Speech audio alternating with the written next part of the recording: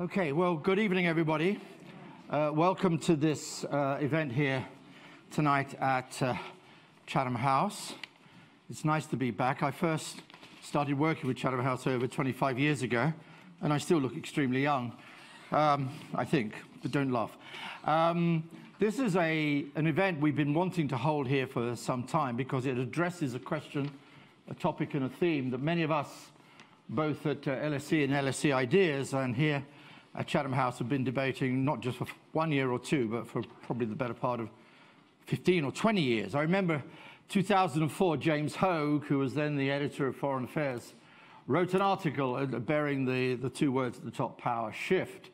And it seems that one of the great themes of the last 20 years, at least, or 15 or less, is that somehow there is, we are told, and been repeated many times, that a shift is taking place in the world economy, the world political order, ultimately with long-term consequences for the way the world order functions. And that shift is from whichever one you want to choose, from west to east, from the G7 to the G20, from the United States to China, and generally speaking, from that area we call the transatlantic to that particular area we might call the Pacific, or even now today, the Indo-Pacific. So this is not a new discussion, and it has some ramifications, not just at the level of economics, but also at the level of international relations. For all of those who know your Thucydides, and I suppose nearly all of you in the hall read your Peloponnesian War before you just came in here, or those who have read Graham Allison over the last few years, talking about the Thucydides trap, the question becomes that if there is a big power shift taking place,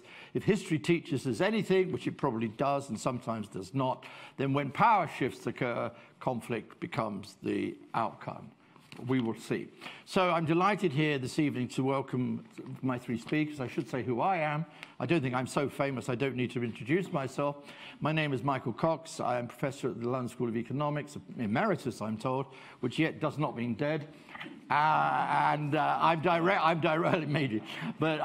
also director of LSE Ideas, which I've been running for 10 years now with my good colleague here, Christopher Coker, from the International Relations Department. And I've just got to make a few announcements on the proceedings.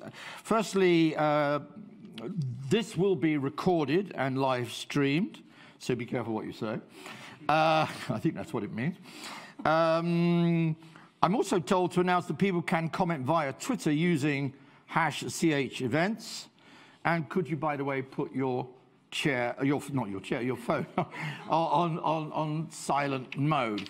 The order in which I'm going to put this, and I'm going to ask each of the speakers to speak for no more than 6 minutes and 37 seconds, as they say. I'm going to begin with Christopher, who's going to open up the debate on power shift. Going to move over to Dr. Yu here, Cherry, a very good friend, colleague from LSE Ideas, with whom I've taught over many years at Beida University, where we've rehearsed these ideas, by the way, in China. Sometimes they agree with us and sometimes they didn't. And finally, a good friend here from Standard Bank, Ginny Yan, who also got her master's from the LSE. I'm bound to mention that as well. So, with no further ado, Christopher, I'll pass over to you to start the debate this evening. Christopher, over to you. Well, thank you very much, Mick. It's very difficult in 7 minutes to talk about the decline of the West and the rise of Asia. But I would just say, first of all, be very careful of sweeping historical statements like this. And back in 1904, Halford Mackinder, who used to be a director of the London School of Economics, wrote a piece called The Pivot of World History, in which he forecast that the 20th century was going to be the Asian century. He got that wrong, but he did also say that the future of the world would be determined in Eurasia, and that railways were going to be the dominant factor, and that China, not Russia, would be the dominant power in Eurasia by the end of the 20th century. So he got a few things right. He got a number of things wrong. So we have these two very sweeping grand narratives now, that the United States is in decline, that the Asian century has arrived, and with it, China. And I think you can actually challenge both, but I'm not here to challenge both. I'd like to just say whether the West is in decline or not. In the week before the Brexit referendum, Donald Tusk gave a speech in which he described the West, not Western civilization, but the West, as a unique political civilization. And he said, as a historian, I fear the beginning of the destruction of Western political civilization in its entirety. Not, I hasten to add, the destruction of Western civilization, but this institution, this organizational, this ideational idea called the West, which has been there Since the Atlantic Charter in 1941, which Churchill and Roosevelt signed, and people forget that Churchill signed it on behalf of 7 other European governments that were in exile. France, being typically France, did not sign until 1944. The point here, I think, is that we have a big battle shaping up next year within the Western community, within the transatlantic community on secondary sanctions, particularly on the sanctions legislation, which is going to be passed perhaps by Congress later this year. But I won't even talk about this. I want to talk about the fact that there are 2 narratives now which divide the United States and the European Union, and they both involve China. The United States defines China as its main strategic rival. That's in the national security strategy of this year. The European Union, for the last few months, has described China as a systemic rival. A rival not as Russia is strategically, but a rival in terms of ideas and norms, and a country that, unlike Russia, can actually divide the European Union, whether it's the 16+1 group, whether it's the Italians or the Greeks or whoever, not taking EU policy positions, but as they would see it, being bought off one by one. I think this is a great challenge. And the fact is that the European Union is in no position at the moment to assume that global role that people like President Macron thinks is its right, because it's also divided at the very, very core. And we saw this in the elections quite recently.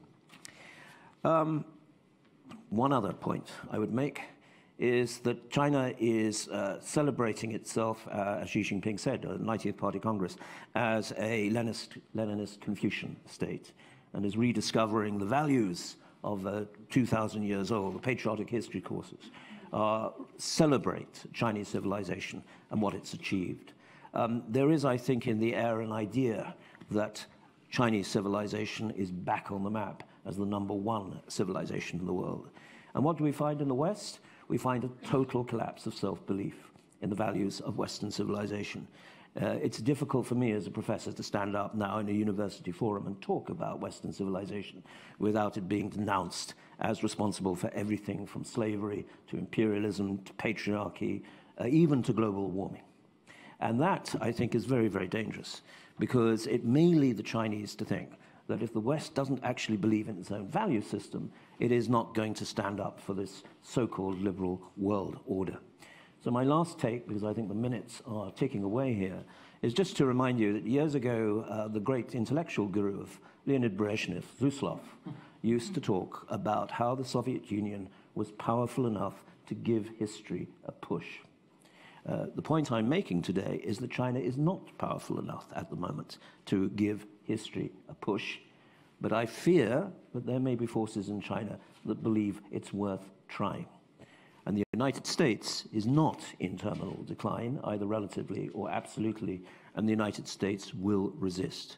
So if you mention conflict, if we wish to avoid a conflict, it's important not to spin these grand historical narratives and prejudge history before it's actually happened, but actually look at the reality on the ground.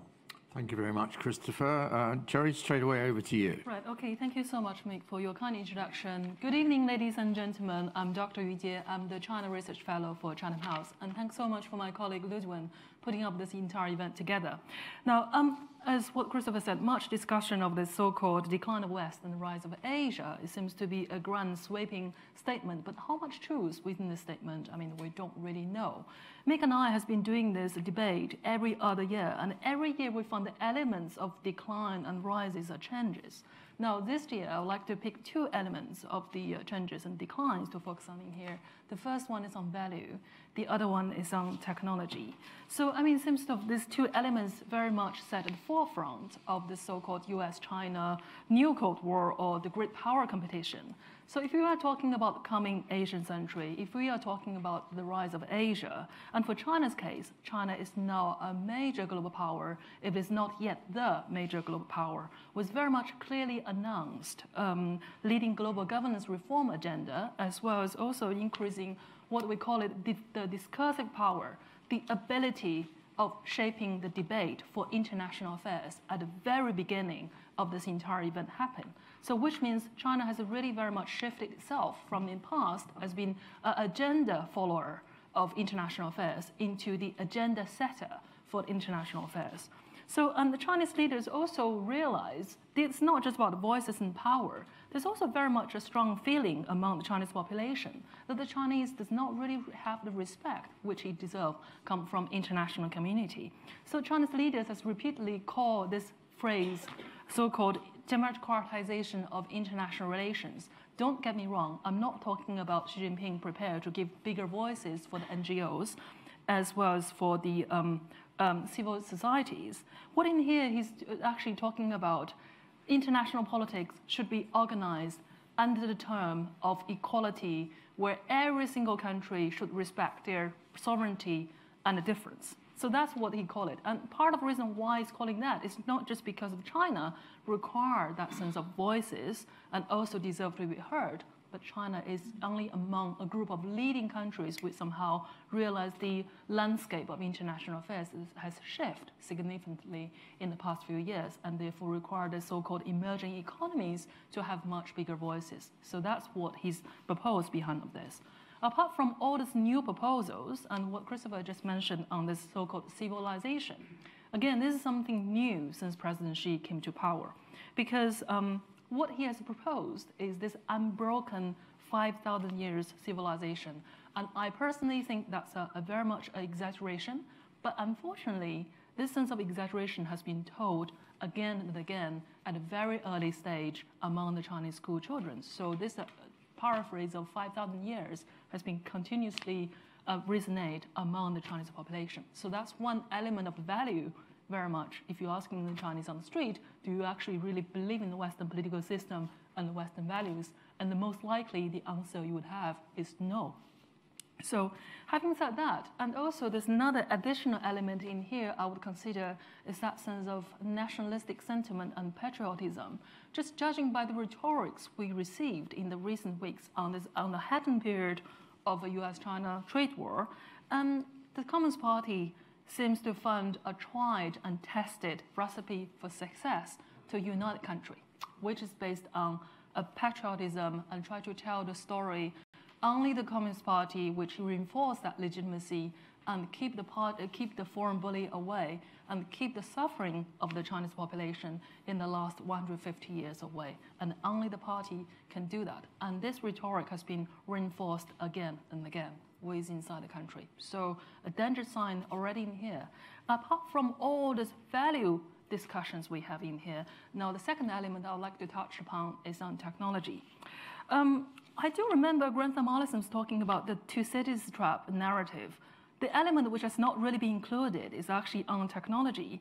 But however, since President Trump set the entire great power competition in a completely rule of the game, which is very much based on who owns the technology and who does not own the technology.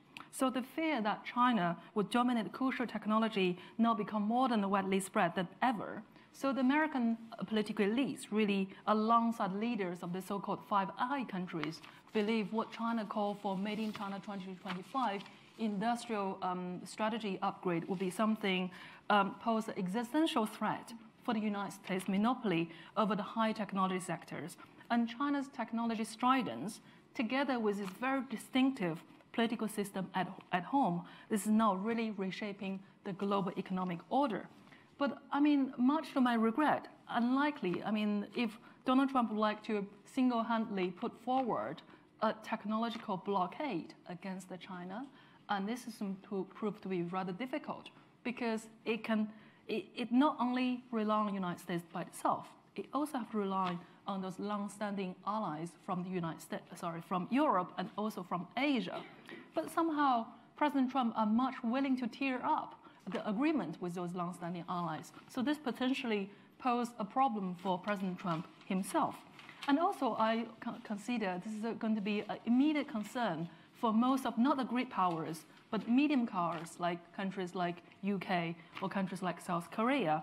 And ultimately, they are very suspicious about Beijing's intention and would instinctively prefer to have their national security associated with the United States. But they're also clearly aware that they have to stay on very much a good term economically together with China. And obviously, United States no longer really prefer to provide a stable global leadership and the regional security umbrella. And they would somehow find China's charm offense much harder to resist. So that is the potential danger. Another even bigger subject, what I realize is if we are talking about innovation as being one of the key elements to calculate nations' global influence, and obviously China tried to tick that box, but the often conventional wisdom would go, the greater personal freedom that society enjoys, and therefore create a much bigger innovative power within society. But somehow China has now challenged that conventional wisdom. It seems to be the innovation and control in China are flourishing simultaneously at the same time. So for me, this is really a new element of this so-called great power competition in here. Just to finish off, I mean, even though President Xi is facing enormous external pressure from the United States, but I think really the biggest question lies on domestically whether President Xi be willing to and be prepared to resolve this permanent contradiction between the centrality of the party and also to let the market force to save the economy. And this contradiction would not be easier to resolve even if we are going to have a temporary ceasefire between Beijing and Washington. I'm not sure the West is actually in declining, but certainly China is rising with learning a very painful lessons in the years ahead. And Vladimir Lenin has said, I often don't like quoting communists, but I mean, I have to do it tonight just to setting the scenario for the for the U.S.-China relations in here. There are decades nothing happened, but there are weeks decades happens, and that's exactly the scenario where we are now. Now I end in here, and much look forward to hear your questions and comments. Thank you very much, Cherry. Good to end on Lenin. The name has not been mentioned here for many years, I would imagine. Jenny, over to you. Thank you so much, and a pleasure to be here. I think in this day and age, this is a sanctuary, I think, for idea sharing. I speak here today not really as a member of ICBC Standard Bank, a partly Chinese bank, African bank as well, but more from personal perspective. I'm a UK national with experience in both China and in the West, and I want to perhaps give you some thoughts of mine from a practitioner's perspective. It's very difficult, obviously, to argue with these academic professionals, and clearly some of the arguments, indeed, I very much agree with. But I think just to address that, the title of our discussion today, first and foremost, when people talk about Asia's rise and the West's decline, often they're talking about GDP, and clearly that is happening. Particularly on the back of financial crisis, it was indeed Asia's chance to shine. And China, for one, definitely used that opportunity to try and drive this position, to drive the resurgence of recovery on the back of financial crisis. So I think recent thesis around it is indeed Asia-centric is mainly based on that GDP growth. And indeed, China's GDP as an aggregate size will indeed rival that of the US any day now. And that itself is inevitable. However, that thesis itself is based on global trade, global supply chains, the fact that Asia now accounts for so much of global supply chains, particularly of goods. So much of what we consume nowadays, the trading, the production of that is produced very much in Asia, parts of it. Obviously, China shifting the lower value-added goods towards the rest of Asia, particularly developing Asia. And that indeed is why I guess a lot of the tariffs are aimed towards that supply chain. That said, I read a very interesting article recently from McKinsey's that was, I guess, revised at the beginning of this year on global supply chains. And the findings are very interesting in that global supply chains are no longer really about goods. It's more about services. It's also more about digital supply chains. So these are new trends that are effectively shaping the new forms of global trade. So in fact, we're living in a century of industrialization or global supply chain 4.0, whatever you like to call it. These are the new trends that we need to be very engaging with. And also about knowledge intensity. Global supply chains is now not only about the exchange of goods, but also about the exchange of knowledge. And also intra-regional trade is very important. These are some of the findings that I think is the fundamental basis of what I want to argue, and that actually, if you want to rise, whether it's as a region or as a country, I think particularly in this century and the next, three things are very important to get right. Number one is how to address the digital age. Who indeed positions themselves to really lead the way in addressing the digital age? And one would argue China is winning on some fronts of that. If you look at AI, fintech, whatever you like, technology companies, indeed, because China has a financial power, it has the policy backing to make sure that those industries thrive.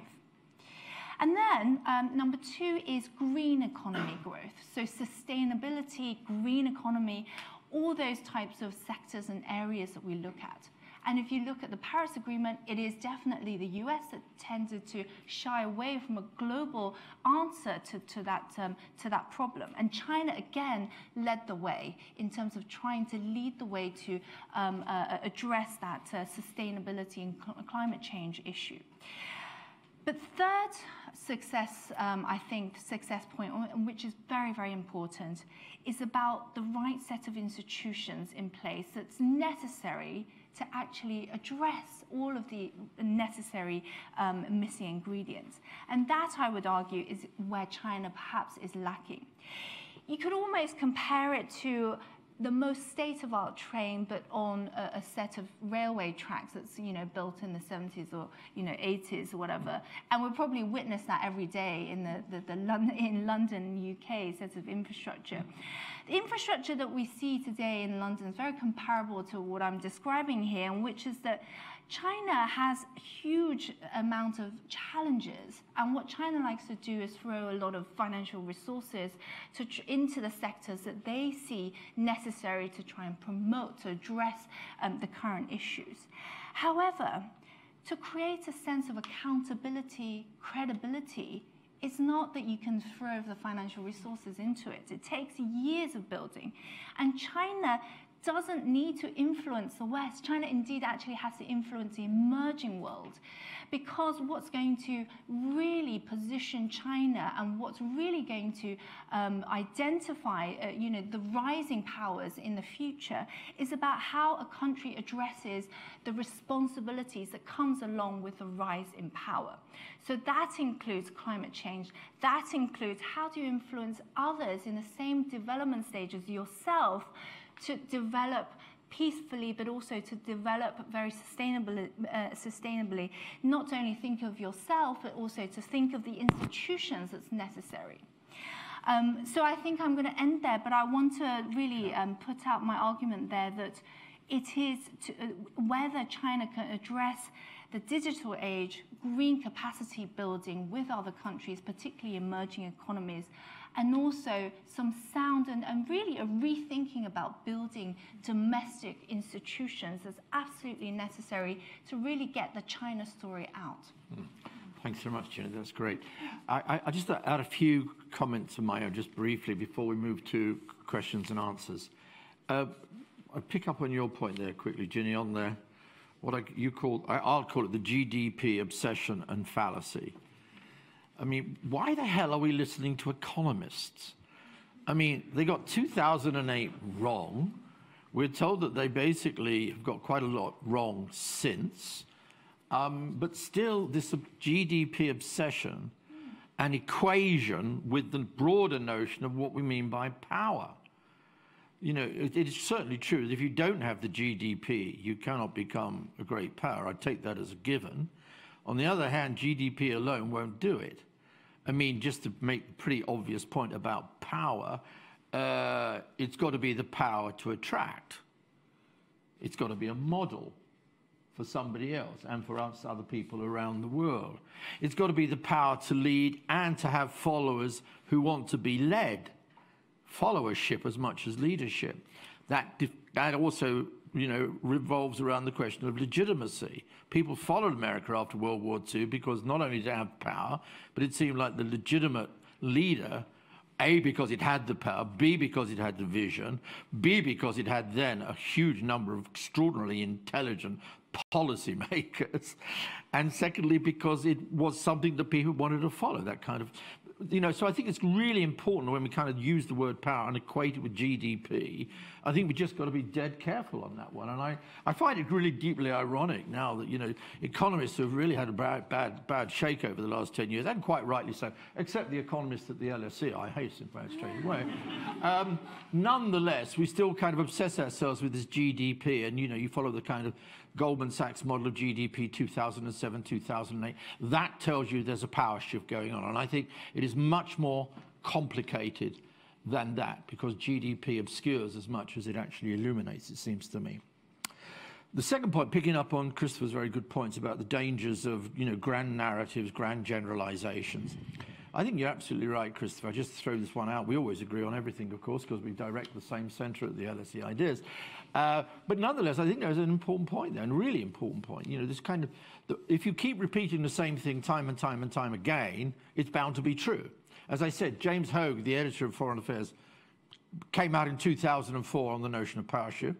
Paul Kennedy, 30 years after his book got it wrong in 1987, has repeated the same point.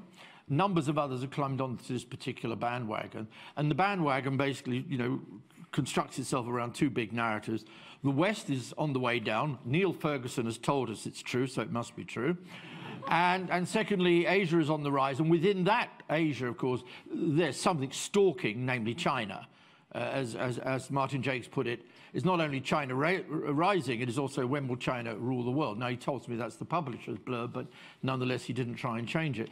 I think there's a danger in that. A, it may be wrong, anyway, because it begs the question, what do we mean by the decline of the West? And it begs the question about what we mean by Asia, and what do we mean by China rising? But it also leads to some really quite dangerous outcomes. Because if China believes, as I think some in China do, that America, for instance, is in decline, and if the Americans, on the other side, believe that China's trying to take advantage of its decline, then you are building in a classical security dilemma from which it is going to be extraordinarily difficult for anybody to escape. And I fear, and I feel at the current moment in time, we are actually on the cusp of that. We may even be in that security dilemma as represented by the current state of the relationship between the US, which on one side clearly does think China is challenging it in all sorts of vital areas, and there's a consensus on that in the United States now. Everybody in America disagrees about everything except one thing, China. So, there's a real danger in that. And the final point, I want to get back to a kind of an old, I suppose, a bee in my bonnet, which I've been writing about for, I don't know, 100 years it seems now. This constant repetition of the notion of American decline. I'm old enough to remember the Vietnam War. Indeed, I even demonstrated against it outside the US Embassy many years ago. And I wrote in the 1970s with great confidence about American decline. And then Ronald Reagan came along, which really complicated the narrative. And then the Soviet Union collapsed, and that really complicated the narrative. And then in the 1990s, the American economy doubled in size. And then I was told, well, America's still in decline. And we're back to that again. Now, again, the only thing I'd say here is that clearly there are major challenges facing the United States today, both domestic and foreign, and Trump is partly contributing to that, although I don't think he's the fundamental cause of it. Nonetheless, it seems to me that there is, and I'll go on a limb on this one, and because I've been saying the same thing for the last decade, I think the structural power of the United States is still immense. The position of the United States in the international economy, its military role, the fact that it spends more than the next 9 countries put together, its alliance system, even as a model, it is still extraordinarily powerful. The very fact that we're all obsessed by it Even in China, when I've taught at Beidar and Shanghai and Hong Kong, you know, the obsession with the United States, not with the European Union, the obsession with the United States tells me something about how important they regard the United States of America. You know, so I think, again, we've got to be very careful not to fall into a... Historical analogies are dangerous here, and I'll end on this point. I remember W.W. Rostow, you know, a fine historian, but a pretty rubbish foreign policy advisor to Lyndon Baines Johnson on the Vietnam War in the early 60s. But he wrote a wonderful piece in Foreign Affairs called Beware Historians Bearing False Historical Analogies. And he was actually critiquing Paul Kennedy's book on the rise and fall of great powers. And he said, look, all you damned Europeans have been declining. You do it really well. You know, the British especially do it with so polite. America is different. There's something rather exceptional. Now, again, I'm not saying that America can completely escape, you know, the problems and difficulties and challenges, but it seems to me if we kind of buy into that narrative of US decline, I think, again, we're adding to a kind of a narrative that we want to try and avoid. Those are my kind of brief observations from your contributions. Is there anything you want to come back on, Christopher, Cherry, or Jenny, just to... And then we'll get going with the audience. Christopher first. No, I mean, I agree with you, but I think declinism is a European phenomenon. Yes. It goes back to the Romans, actually, who were constantly certain that they were in decline.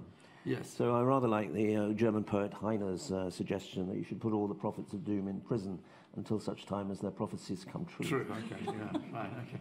Okay, Cherry? Right, 2 points I come back. One is on the GDP obsession. I think somehow China has already get over that stage regarding GDP. I mean, I just remembered for the first time this year, the State Council was unable to give a precise number, between 6 to 6.5% GDP growth. And apparently, I've been told in Beijing that number has caused quite big sensation, even within the party, because after the 19th Party Congress, and President Xi has said very clearly, now the contradiction of the party has been fundamentally shifted, because this is the country now should be stop obsessed about GDP, but more look into the quality of the growth. But what my worry would be, given this U.S.-China, you know, there's external pressure from Washington continuously, and how much he'd be able to resist that pressure of raising the GDP number. So that back and forth. But I think overall direction inside China, that obsession on GDP is over. Secondly, on the unstructured power and also China's obsession with the United States, I cannot agree more with you.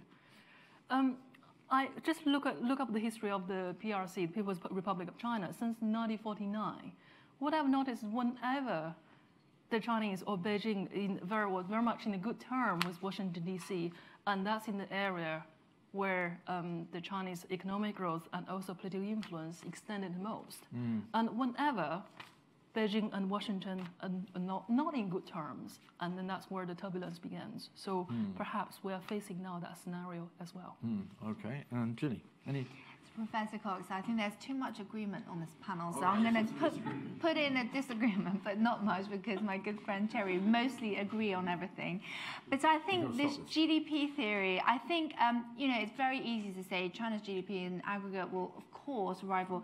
But if you think about it on per capita terms, it's going to be a very long time for Asia to rival that of the West and anyone else for that matter.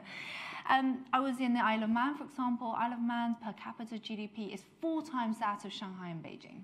That puts it into perspective. The Isle of Man, obviously. I think it's still part of the United Kingdom, isn't it? No. Yeah.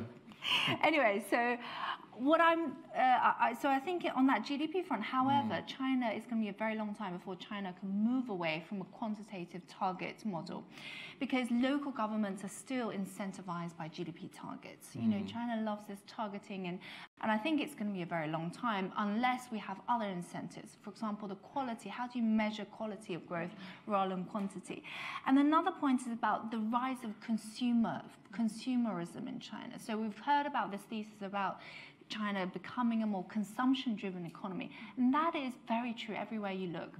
China very much, you know, sees US as a role model, looks up to US for a very, very long time everywhere you look. But until now, they've suddenly found that actually in many areas, particularly consumer goods, we found our own answer. Coffee chains, food chains, cars, electric vehicles. They suddenly found they're actually, we can do even better because we can tailor it to our consumers. So I think that is a result of rising middle class, rising education, and that is reflected. But everywhere you look, you still see that rivalry. Silicon Valley versus Shenzhen, and the China model is very much based on the US model everywhere you look. And then last but not least, I think collectivism versus individualism. I think it's only now that individuals in China started to think about, as me, as one single consumer, I want to think about my individual rights rather than think about collectives. China's always thought about themselves as a collective. So I think that also really addresses the point, I think, about how China increasingly also looks at not only the issues they could address with financial power, but towards civil society. This is something that the West understands that China hasn't yet grasped. And when we talk about power, the very traditional argument about hard versus soft, but one would argue still China, in terms of soft power, is very much lacking in experience. Two very quick observations, then I'll pass it over straight away. The China model is largely based on the US model. Actually, it sounds like a crazy point at one level because it's such an obviously different system. But nonetheless, I think there's a fundamental truth in that. And that gets me back to that point of, what I'd almost call the Chinese obsession. By the way, in international relations, nearly everything that Chinese IR scholars cite are American journals. Where do you want to send your children to school? You want to send them to the top 5 schools in the United States, and then you go down. 350,000 Chinese students studying in the United States tells me a story about a particularly interesting and complicated kind of relationship. So I think, and what I find when I'm in China, quite honestly, is there's a constant narrative, which is very different, however, being perpetrated by the government, which says that America's trying to hold us down, that America's trying to stop us rising. In fact, you could almost say that China's rise has been facilitated by the United States ever since the great breakthrough by Henry Kissinger et al. in the 1970s and opening up. So there's an interesting way in which interdependence overcomes this kind of realist narrative, which is now becoming so dominant. The other thing is a general question, let me throw it open really. The rise of Asia, it's been done for all sorts of reasons which are to do with Asia. I accept everything to do with that. But would you not agree with me, and I'm sure you do, and I hope you do, that the rise of Asia has also depended on a stable and prosperous West? And so therefore it's not one going up against the other. It is that one has risen because over the last 50 or 40 years, and certainly since the end of the Cold War, globalization, dare I mention the word here, but that has made an enormous difference, to Asian prosperity. And globalization was, after all, in some senses, a fundamentally American or Western construction after World War II. Anyway, much said from here. We now have 20 minutes, and there's lots of hands going up. So I'm going to begin with the lady over here. If you could, I'm told by my instructor at the back there, please say who you are and ask a very short and sharp question, please. Thank you. Hello. Hello. Anita Panwani, Independent Risk Advisor. Up until the last point, Ginny, that you made around civil society, our conversation has been framed around the nation state. Yes. How important do you think non-state actors, NGOs, wider civil society is, and where do their sources of power derive from, if you see them as important? Okay, we've been very state-centric so far, so can people say something about non-state actors? I'm going to pick up as I just go around. So hand here, gentleman here. Yeah, and the gentleman here, yeah. Nick Ackert, LSE. I just had a quick question. I didn't know you from LSE, but thank you anyway. International history. Yeah, very good. Excellent. So to what extent is the rise of Asia and the fall of the West necessarily a binary choice? And is there a potential win set that can satisfy the needs of both powers? I'm a Waltzian realist like anybody else, but for the sake of devil's advocate, I think it's important to ask. You're a Waltzian realist. Very good. Nice to hear that. Gentleman over here. Yeah, I'm going around. Yeah, I'll pick up a few. I'll come back to the front here. Yeah. Hi. Okay, Freddie Hopkinson, House of Commons. I was just wondering, after the election of Modi, where do you equate and where do you place the rise of South Asian powers in the power relationship between the West and Asia described in this debate? Okay, Modi. There's a gentleman next to you who's had his hand up, and then I'll come to the front. Yeah. Okay. Point of it. Yeah. Hi. I'm Daniel Trencher from LSE, master student, LSE Ideas. And this question is actually for Dr. Cherry. Dr. Cherry, can you please explain a little bit the China-EU relations and to what extent we can see as a securitization of those relations? Thank you very much. Okay, I've got two more to come. There's a gentleman at the front, then a lady. Okay, so yeah, lady go first. Yeah, please. Yeah. My name is Martha, French Embassy. President Trump is trying to discourage American businesses to stay in China, according to the trade war logic. So how do you think such a policy could impact the production strategy of big Western companies? Okay. And last but by no means least, gentleman at the front, yeah. Callum Matthews, King's College. Looking at China's external economic policy, to what extent should we see that as a new form of control, a new form of imperialism? Perhaps, particularly in relation to the BRI and Africa, thinking also about what happened in Sri Lanka with the port that got taken over. Yeah. So what can we see? Is that a new form of control? Okay, well, we've got quite a few questions there from non-state actors, Modi, Trump, and Chinese imperialism. Quite a few to be getting on with. Why don't we selectively select? Ginny, you're conferring over here with Cherry, so now you're working out a division of labour here, are you? I think it's perfectly reasonable. Yeah, a bit of a yes. We were trying to allocate resources efficiently. While you're allocating, why don't I bring Christopher in while you're allocating? Christopher, what do you want to pick up there? I'll pick up two, but I'll also just mention one or two other things. I mean, the important thing about NGOs, etc., is that in the West, they're based on a concept of public goods. What is the concept of public goods in China? If there is no Chinese model for export, and there isn't, according to Xi Jinping, if the Chinese don't aspire to be cosmopolitan or citizens of the world, and apparently they don't, what is that? That's the question that I throw out, because I don't have an answer to that. People will then say, oh, there are a huge boost in environmental NGOs in China, and we can all be, of course, global citizens when it comes to the environment and the dangers of global warming. And that, perhaps, is where we should look. But I think that NGOs in China are going to have a very, very tough time being able to project themselves internationally, though the number are growing all the time, of course. But probably my two colleagues will beg to differ on this. On Modi, well, if we were here discussing India, I would love to do that. Modi has a civilizational project. The BJP talks about India being a Hindu fundamentalist state. The history books are being rewritten in places like Gujarat, for example. If you go to the National History Museum in Delhi, you'll find that the Mughal period, one of the great periods of Indian history, has largely gone from that exhibition.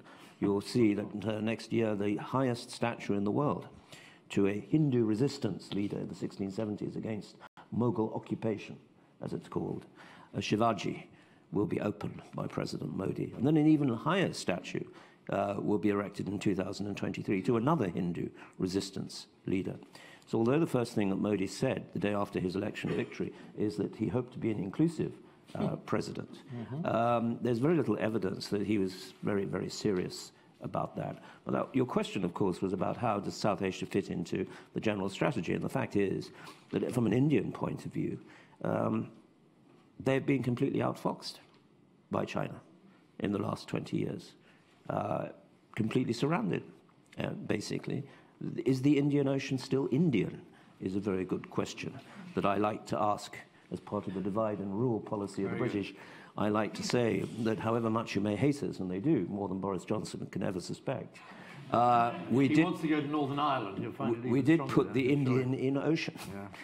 And what are you going to do about it, basically? And this is why, of course, we have a new strategic narrative now. It's called the Indo-Pacific.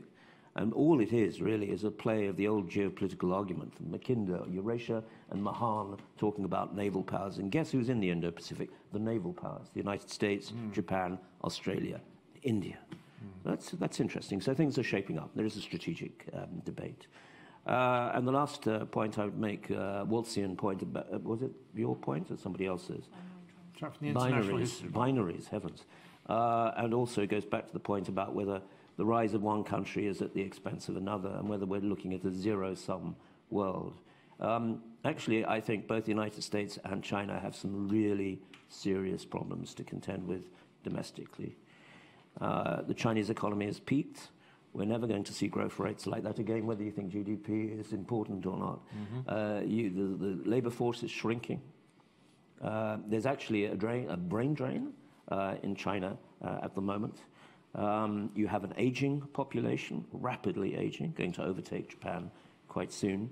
You have authoritarianism back now in the surveillance state. And you have Xi Jinping overplaying his hand with the Belt Road Initiative and various things. China wasn't very unpopular 2 years ago. It's very unpopular now amongst the region. He is, I think, a rather dangerous figure compared with his predecessors. We think Donald Trump is dangerous. I think Xi Jinping is also, to some extent, a little impatient at the moment to get the Asian century first. He's not playing a very good game strategically.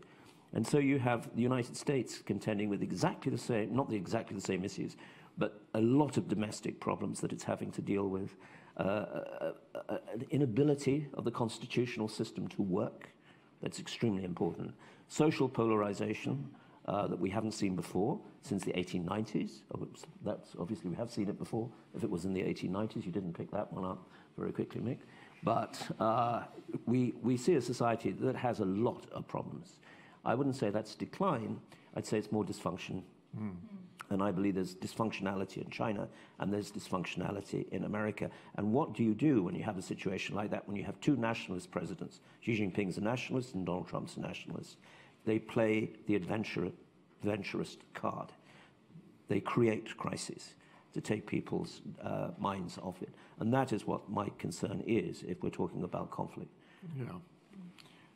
Cherry. Right, okay, pick and choose. Right, I start with the civil society questions. I mean, Christopher began with the debate regarding public good provision, the role of the government. This will really go very much the heart of the legitimacy of the one-party rule. So if we are talking about the big role of the NGO and of the civil society, mostly in the Western sense would be as alternative to providing public services and various things else, whilst in China, they are looking for the NGOs and civil society as being part of the party organs. So if you're expecting to see a Western style of the civil society rising in China, and I think that's very unlikely. I mean, this whole debate also could go back to, where is exactly the role of the government and when the government should intervene and to what extent the government should intervene. So I'm afraid that debate between Keynes and Hayek will continue in different aspects of the economic activities inside China in here. Now, on the question of EU-China relations, you deliberately asked me in here. And I would say up until 2011, 2012, the ambience in Europe is still very much in favor of China. But I think it's because of the Chinese enterprises which invested in the European Union and the Chinese companies themselves have now become a rather formidable competitor with the European companies, both in the Chinese domestic market and also in the foreign market. And this has really made the Brussels, as well as the major member states of EU countries, beginning to become more hostile towards China. Now, the turning point is really up to from 2015, when a Chinese company finally decided to buy a German robotic company, KUKA. And that's now the Germans and also the major European countries realize now is perhaps the time to really contain Chinese so-called interference inside the European Union. And that's just only one economic element of the story. The second element is on the ideational normative power side of the story.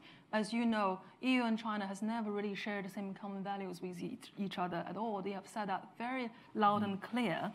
And what European Union have the whole ideas of engage with China is basically based on this whole past dependence. So whatever the European Union has done with the Eastern European former communist member states, and try to influence regime change. And that's what European Union's intention towards China as well. By using economic power, try to influence Chinese political changes. But unfortunately, that will not happen. And I'm afraid I will see these two sides between Beijing and Brussels going to divide even more and more. But on the other hand, the European Union is still going to rely on China economically. So it's ultimately like what I've said earlier about this middle power have to choose between the economic reality and the ideational division at the end of the day, and which side do you have to pick? Yeah. How much do you think the 16+1 initiative by China itself has reinforced suspicions in Brussels about China's intentions towards the EU overall?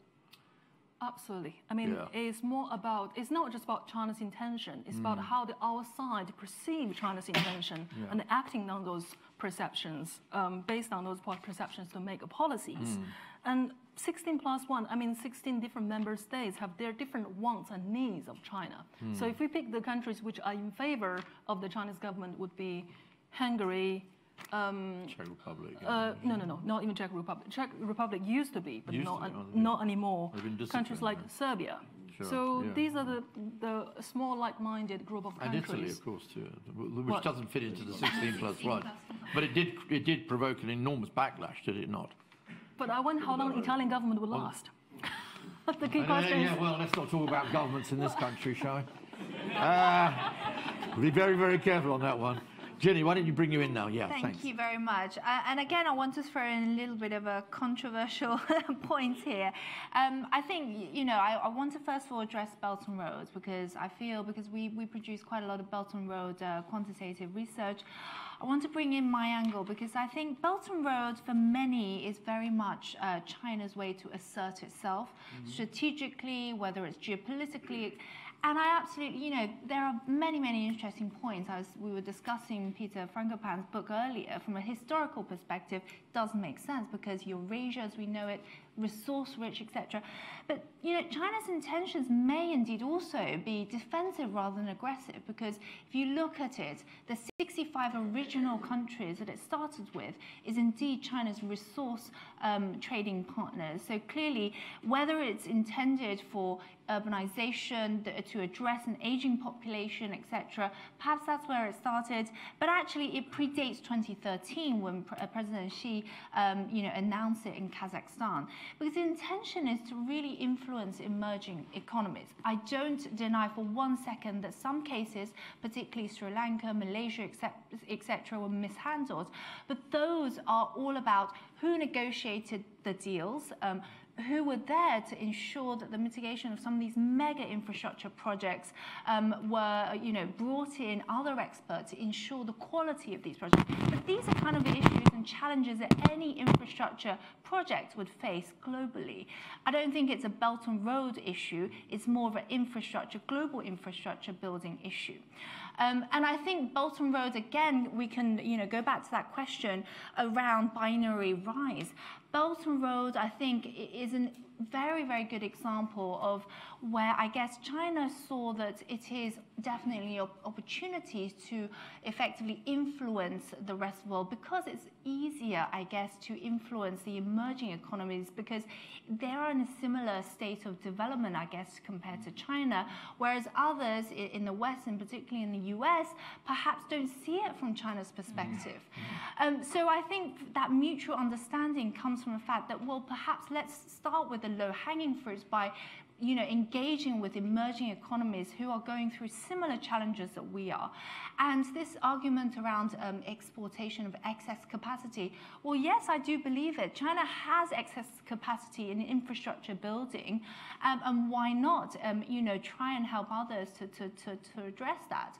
Similarly, in the UK, we probably have an excess capacity of professional services. And indeed, it is UK professional services that are coming into these projects to actively help to ensure the quality of these projects. And then linking that with NGOs, I had a series of conversations about the increasing role of NGOs in helping Belt and Road projects, because at the end of the day, it is about the responsibilities. I think China, after the 5-year review this year of Belt and Road, has realized that you do have to work with local NGOs, local governments at the beginning to mitigate risks rather than firefighting once cases like Sri Lanka, etc., have come to light, because that, as a PR campaign, is a failure, clearly. Can I pick up just a question here on the Trump question? I mean, it may have been touched upon, but maybe we could address that very, very quickly. My own take on it, for what it's worth, is that I think Trump has been consistent on China. I mean, if you go back to what he said even before he started campaigning, if you read what he said throughout the campaign, you look at the people he's appointed for trade, particularly Lighthizer and others, Peter Navarro and a whole bunch of other people. If you look at every single, and I did this over Christmas, last Christmas, and boy, oh boy, my wife was not very happy, but I was actually reading through every single US national security document, starting with the national security strategy, through a whole range of other things. The one thing that comes out time and time again is, one, China is not a stakeholder as we had previously imagined. China is a rival.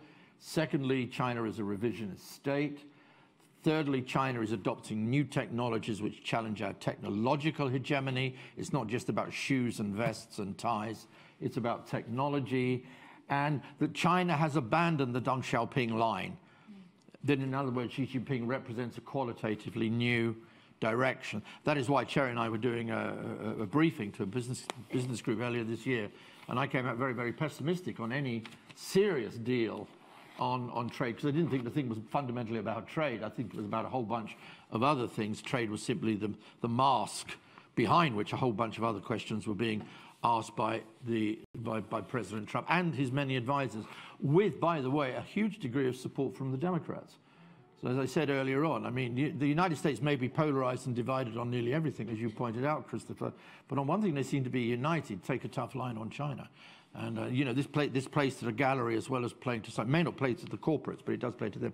We have about 4 or 5 minutes left to finish, so I'm going to take 2 or 3 quick questions. About 20 hands have gone up. I'll take the lady in the middle there, I'll take a gentleman here and the gentleman here. How's that? And the gentleman over there.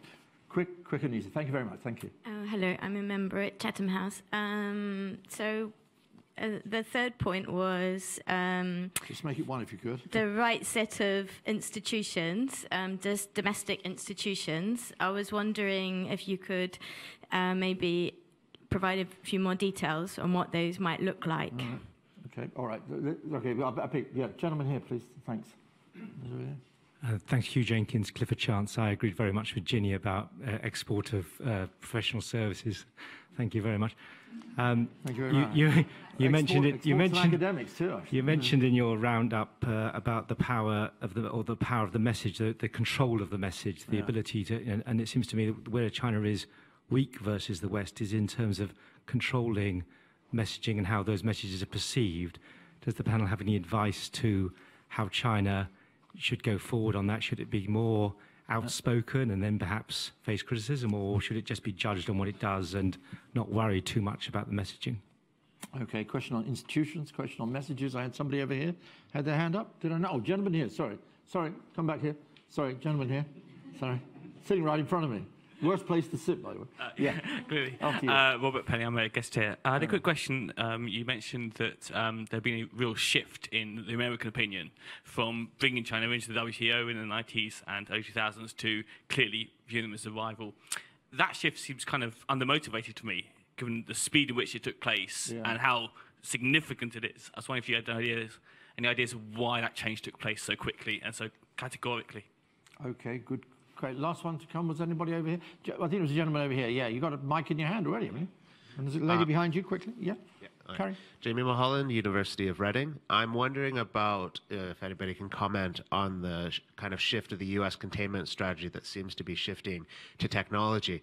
It seems with the fears before with Russia that China was pushed to create an alternative to the SWIFT for the banking. And now with the technology which can block Chinese companies from using Intel hardware and Google services, will this have the potential to backfire? Not only that it's going to harm profits of these companies, that it could get companies outside of China as well looking for alternative to U.S. social media programs, to U.S. operating systems for Windows, for cell phones, and this kind of thing, and that ultimately it could undermine the U.S. Yeah. Was there one question over here? No? Okay, so we've got a few there to go with. Who wants to go? Institutions or something else? So I think 2 questions are addressed to me: institutions and how does China communicate. So institutions, what I meant was, well, let's start with legal institutions. That includes regulatory compliance. A lot of what China talks about today and a lot about behind accountability is how long will China take to? I mean, I've heard experts in the legal field and compliance and regulatory field that have said China's at least 20, 30 years behind the UK when it comes to that set of institutions. Then we got things like the new rising challenges in terms of institutions, that is cybersecurity, data protection.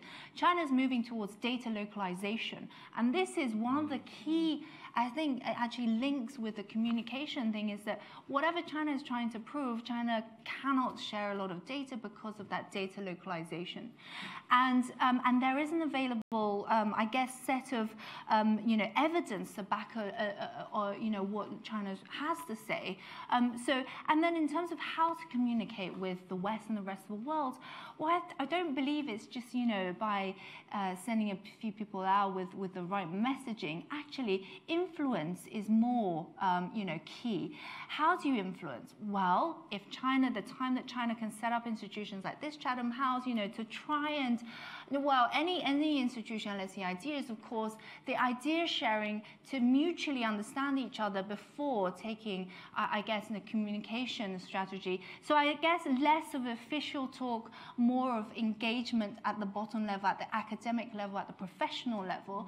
And China is doing that, but I guess it takes time to learn, and appreciate that actually communicating through the West rather than just to the West is actually probably the best answer. And I just want to make one last point, if I may. I think I want to make a point about weaponization of assets, because that links back to, U.S., I guess, current policy to, discourage U.S. corporates in investing in China, and vice versa. Chinese companies are being blocked in many areas in the U.S. as well. And the recent FT article about weaponization of U.S. treasuries, so China selling U.S. treasuries.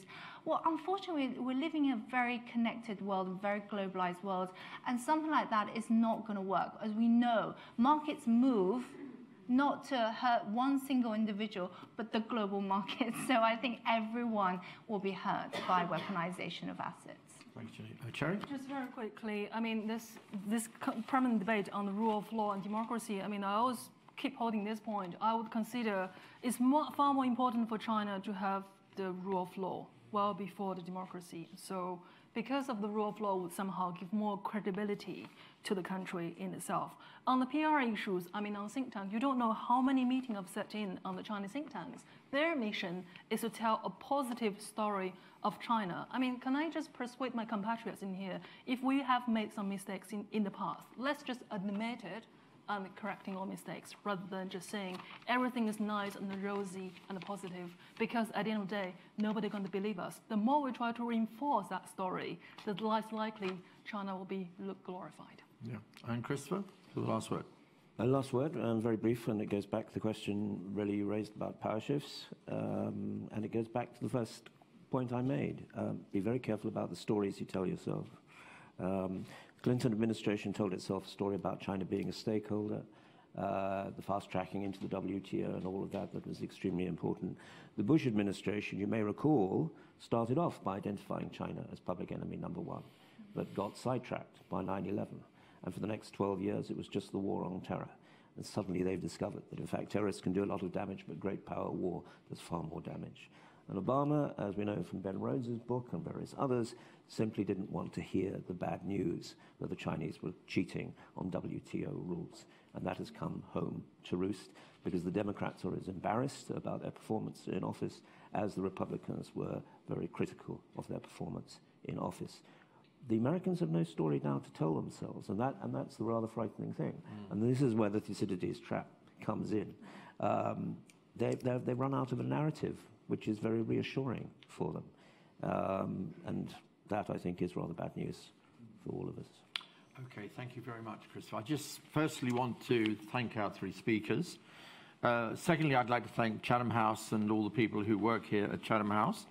This won't be, I hope, the last joint venture, if I might call it, between Chatham House and LSE Ideas. And last but by no means least, I'd like to thank you all for coming along tonight and asking some very, very good questions.